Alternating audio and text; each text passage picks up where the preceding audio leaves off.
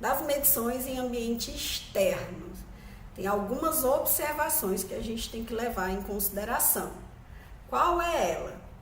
O microfone ele deve ser posicionado distante pelo menos 2 metros de paredes, muros, veículos ou outros objetos.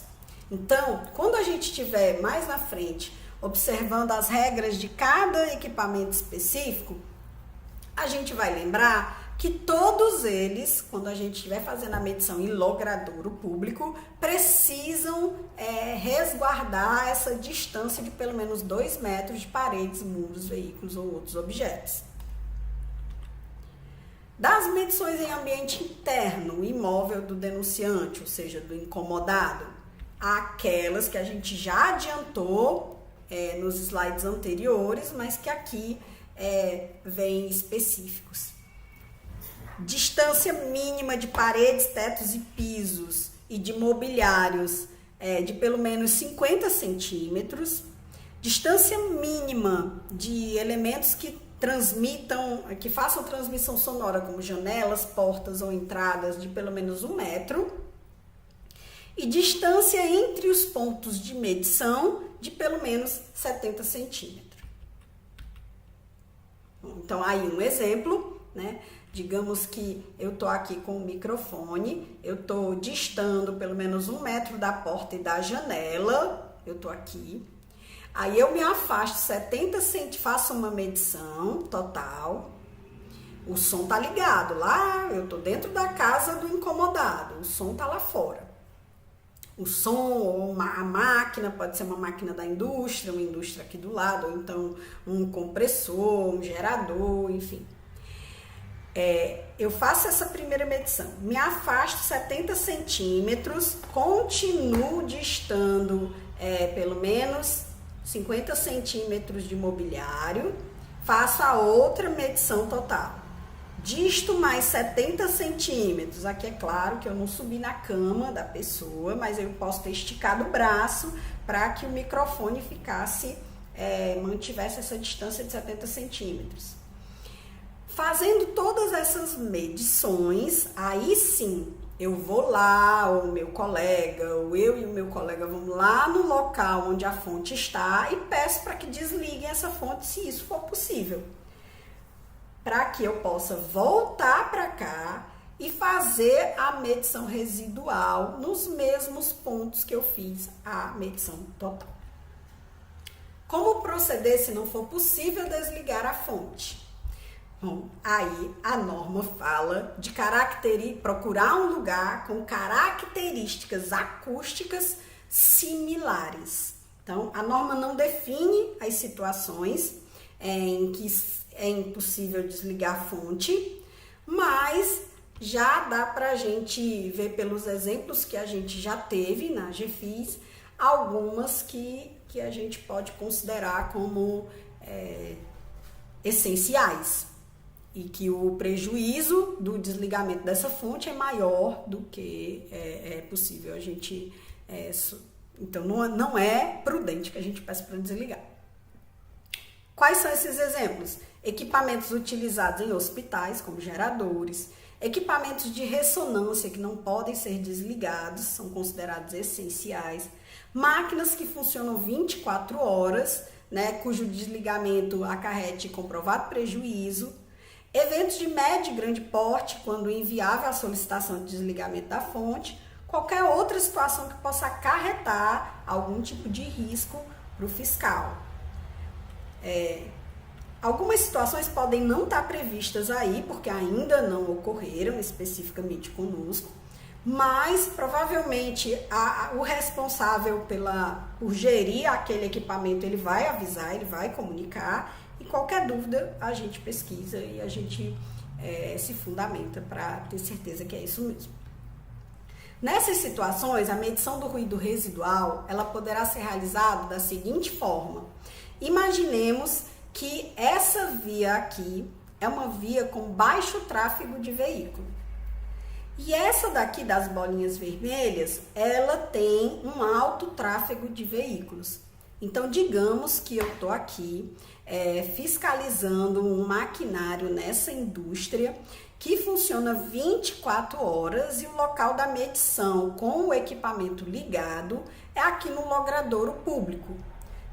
Só que eu não posso desligar essa fonte, então eu vou procurar um local adequado que traga uma acústica similar.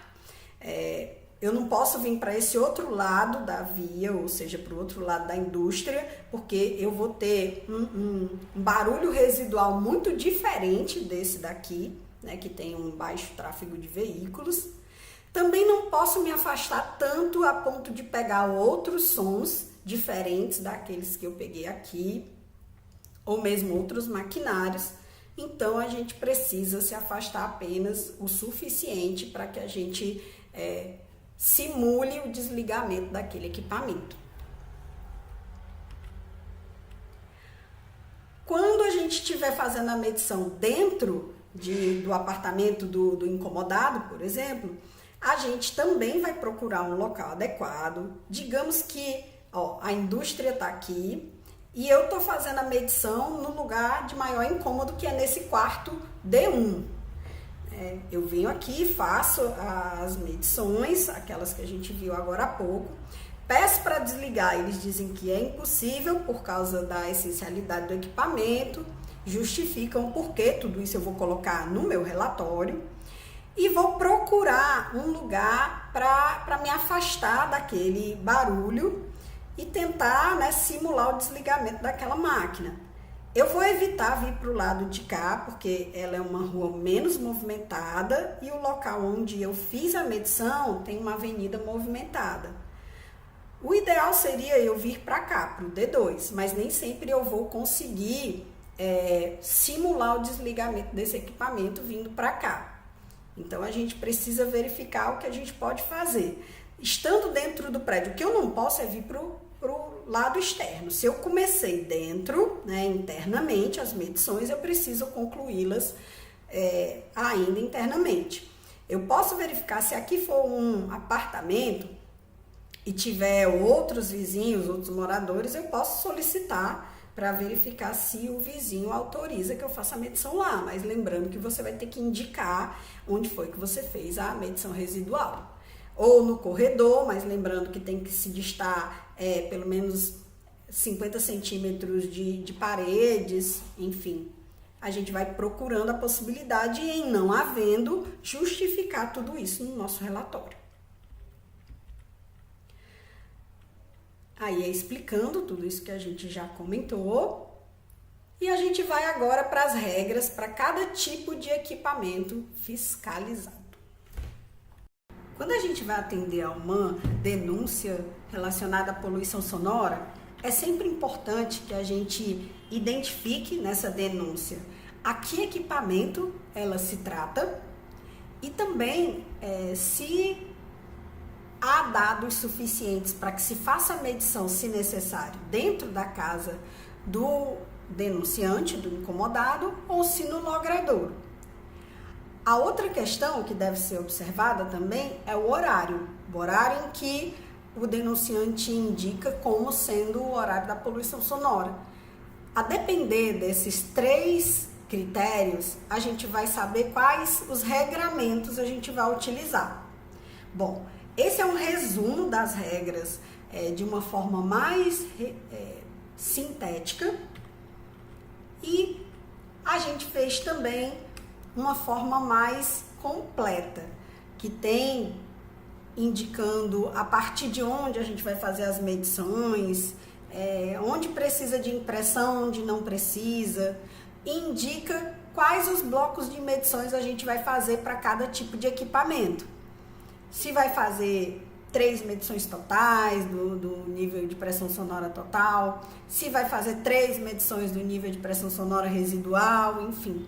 Para quem gosta de uma coisa mais completa, essa tabela pode ajudar. Bom, a gente vai comparar aqui, só trazendo algumas questões que a gente já discutiu nessa videoaula. Tudo que se refere, e aí essa linha branca aqui de baixo, que tem as indicações de 3 medições destacadas de amarelo, toda vez que se tratar de uma fiscalização dentro da casa do incomodado, a gente vai realizar 3 blocos de medições para todos os equipamentos. Não importa se é máquina, não importa se é máquina da indústria, máquinas em geral ou máquinas da indústria, máquinas da construção, equipamentos sonoros ou alarmes. Então, sempre que for dentro do imóvel do incomodado, a gente vai realizar as 3 medições. Lembrando por quê? Porque a gente tem que distar entre elas 70 centímetros, tem que estar afastado 1 metro, pelo menos, de portas e janelas, e também está afastado 50 centímetros de teto, piso e mobiliários. Então, eu chego lá no local, observo todos esses afastamentos trazidos pela legislação como necessários e vou fazer a medição do NPS total. Depois a gente pede para desligar o equipamento. Se isso for possível, eu parto para a medição do NPS residual. Se não for, lembrando que a gente aplica aquelas regrinhas de procurar um lugar com nível de pressão sonora similar. Mas voltando para cá, a gente verifica que esses NPS residuais eu vou precisar medir nos mesmos locais que eu medi o NPS total quando a fonte estava ligada, para que eu chegue num resultado de NPS específico realmente fidedigno. Bom, essa é a regra quando a gente está medindo no interior da residência do incomodado. Tem algumas variações, a depender do tipo de equipamento que a gente está fiscalizando, mas isso a gente vai ver mais especificamente quando estiver falando de cada um deles. A outra regra é aquela que a gente também já mencionou aqui nessa videoaula. Quando se tratar de medição no logradouro, a regra para os equipamentos, máquinas e alarme é que seja realizado apenas um bloco de medições. Então, a gente vai realizar o NPS total, desliga a fonte NPS residual e chega num resultado NPS específico após sempre, lembrando, a gente aplicar todo aquele cálculo para chegar nele. Só tem uma exceção, que são os equipamentos sonoros, que são aqueles previstos, que tem as regras previstas lá no artigo 96. Que no caso a gente vai ter que fazer 3 medições, ainda que estejamos fazendo 2 no logradouro público. Mas lembrando, como eu não vou, diferente lá de dentro da residência do denunciante, eu não vou precisar distar 70 centímetros de cada uma. Eu vou só me afastar seguindo aquela regra de pelo menos 2 metros do muro e dos veículos. Então, eu vou poder fazer as 3 medições totais e só uma residual. A partir dessa, eu vou fazendo todos os cálculos para chegar nos 3 resultados que eu preciso para continuar a impressão. Lembrando também que só nos equipamentos sonoros eu preciso imprimir o comprovante de medição, por isso eu vou utilizar a impressora térmica e o aplicativo do celular institucional.